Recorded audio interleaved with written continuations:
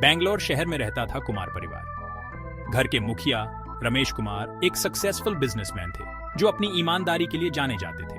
उनकी पत्नी शिल्पा एक डेडिकेटेड टीचर थी जिन्होंने अपनी जिंदगी बच्चों को पढ़ाने को समर्पित कर दी थी। उनके 2 बच्चे थे, रोहन एक होशियार और समझदार लड़का और आरती एक दयालु और विचारशील लड़की। कुमार परिवार स्ट्रॉन्ग वैल्यूज में यकीन रखता था। रमेश और शिल्पा हमेशा कहते थे कि सफलता का मतलब सिर्फ धन नहीं होता बल्कि चरित्र भी होता है। उनका घर हमेशा प्यार और हंसी से भरा रहता था। उन्होंने अपने बच्चों को ईमानदारी, कर्तव्य और दूसरों की सेवा का महत्व सिखाया। उन्होंने बताया कि हर काम का एक नतीजा होता है जो हमारी किस्मत बनाता है। कुमार परिवार अपना उदाहरण देकर लोगों को सीख देना चाहता था क्योंकि उनका मानना था कि करनी और कथनी में जमीन आसमान का अंतर होता है।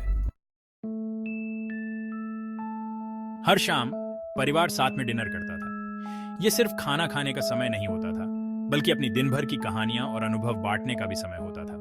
रमेश अक्सर अपने बिजनेस के किस्से सुनाते थे जिनमें वो ईमानदारी से काम करने के महत्व पर जोर देते थे। उनका मानना था कि ईमानदारी ही सबसे अच्छी पॉलिसी नहीं है बल्कि यही एकमात्र पॉलिसी है। शिल्पा अपनी बारी पर अपने स्टूडेंट्स के किस्से सुनाती थी और एम्पैथी और काइंडनेस के महत्व पर जोर देती थी। एक दिन शिल्पा ने अपने एक स्टूडेंट की कहानी सुनाई जिसे घर पर बहुत परेशानियों का सामना करना पड़ रहा था। उन्होंने जरूरतमंद लोगों की मदद करने के महत्व के बारे में बताया। शिल्पा ने उन्हें याद दिलाया, काइंडनेस एक ऐसी भाषा है जो हर कोई समझता है। हर रोज इस तरह वैल्यूज से सराबोर बातचीत से कुमार परिवार और भी मजबूत बनता गया। अपने पिता की बातों से प्रेरित होकर रोहन ने बटुआ लौटाने का फैसला किया। अगले दिन बटुए का मालिक एक बुजुर्ग आदमी उनके घर आया। वह रोहन की ईमानदारी से बहुत खुश हुआ और उसकी प्रशंसा की। रोहन को बहुत संतोष हुआ।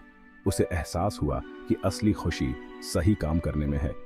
उसने सीखा कि असली इनाम तारीफ नहीं बल्कि मन की शांति है। उसकी दुविधा को देखते हुए रमेश ने उसे पास बिठाया। उन्होंने प्यार से समझाया, ईमानदारी का मतलब है सही काम करना, तब भी जब कोई नहीं देख रहा हो। एक दोपहर रोहन स्कूल से घर लौटा। वो बहुत परेशान था। उसे प्लेग्राउंड में एक बटुआ मिला था जो पैसों से भरा हुआ था। वो दुविधा में था कि उसे रख ले या उसके असली मालिक को लौटा दे। आरती, जो हमेशा से ही दयालु थी, अपनी मां द्वारा सुनाई गई गरीब बच्चों की कहानियों से बहुत प्रभावित होती थी। एक दिन उसने कुछ करने का फैसला किया। उसने अपने पुराने कपड़े और खिलौने इकट्ठा किए और अपने दोस्तों को भी ऐसा करने के लिए मना लिया। सभी ने मिलकर एक लोकल ऑर्फनेज के लिए डोनेशन ड्राइव का आयोजन किया। अपनी बेटी की इस पहल को देखकर रमेश को बहुत गर्व हुआ। खुद को खोजने का सबसे अच्छा तरीका है खुद को दूसरों की सेवा में खो देना। आरती ने ऑर्फनेज का दौरा किया। बच्चों के चेहरे पर मुस्कान देखकर उसका दिल खुशी से भर गया। इस अनुभव ने उसे निस्वार्थता का असली अर्थ और देने की खुशी का एहसास कराया। यह एक ऐसा सबक था जिसे वह जीवन भर अपने साथ रखेगी।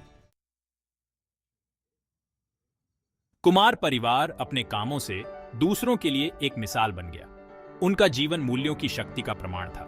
उन्हें भौतिक चीजों में नहीं बल्कि एक उद्देश्यपूर्ण और ईमानदार जीवन जीने में खुशी मिली।